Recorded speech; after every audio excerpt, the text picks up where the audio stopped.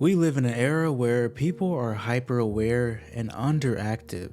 The consumption of endless analysis, political commentary, cultural criticism, takes upon takes, and yet somehow people struggle to act on their own lives. They pride themselves on seeing through illusions, exposing the lie, knowing the truth behind the curtain, but many of them are still living next to the same strip malls they grew up near, still going to places they resent, still spending their evenings in digital distraction. It's so obvious that this is perception without action. It's plain and simple paralysis, to the point that the modern man has confused being aware of his cage with actually leaving it. Here's the thing about the human mind. Cautiousness is there in part to keep us alive, to warn us, to say don't do this, don't go there, don't risk that. In the wild, that voice very well may keep you from getting eaten and stay alive for the day.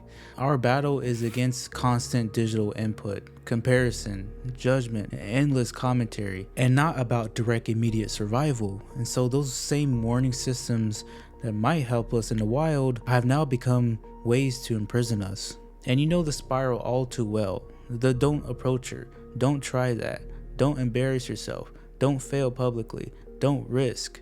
And eventually you just stop moving altogether because every choice seems like a dead end. Your brain starts building elaborate frameworks explaining why action is futile, why hope is naive, and why you should just give up on any ambition because it's cringe.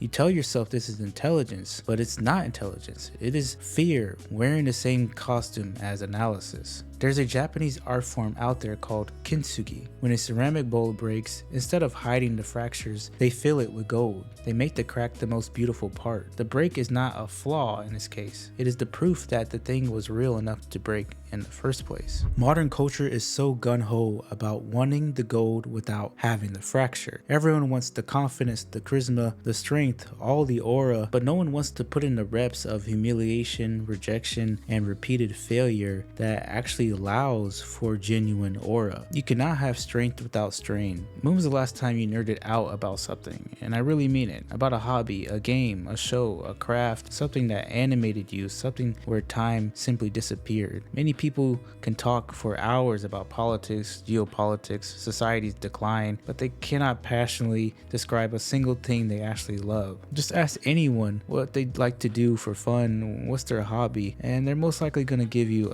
a lame answer. And this is a deeper problem than it might immediately appear. Enthusiasm is the force of life. It is a proof that you are still engaged with living. When a man entirely loses the ability to care deeply about anything, that is not to be celebrated as some macho achievement. He's going to start dissolving into abstraction. He's going to become brittle without any fascination. And the solution is almost to become delusional in your aspirations, so that you make sure to guard your enthusiasm and refuse to allow the world to convince you that caring is embarrassing. It's the exact opposite. Never in history has so many people lived with so much convenience and felt so powerless. Food is delivered, entertainment is streamed, desire is satisfied instantly through a screen. Everything is frictionless. We are entertained like kings these days, but our actions and our goals are just like peasants. There's always that popular idea out there that you need to find yourself, that somewhere buried inside of you, there is a true self waiting to be discovered. If only you journal enough or meditate enough, identity is not discovered in some isolation. It's going to be developed through motion. Nothing moves if nothing moves. You do not become yourself sitting in your room theorizing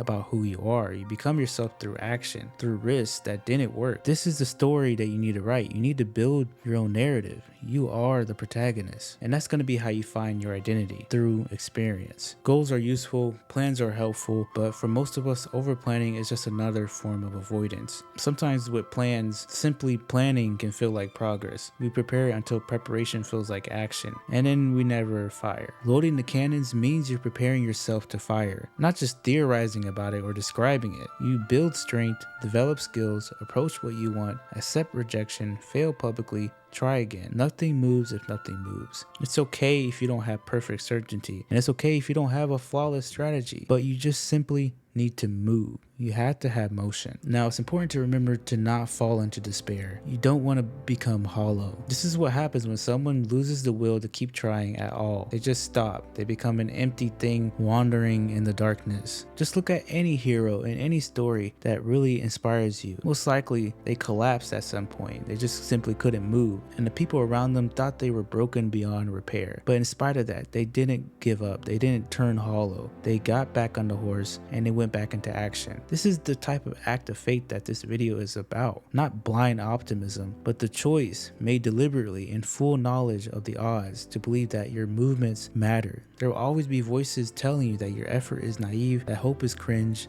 that you should just be realistic, whatever that means.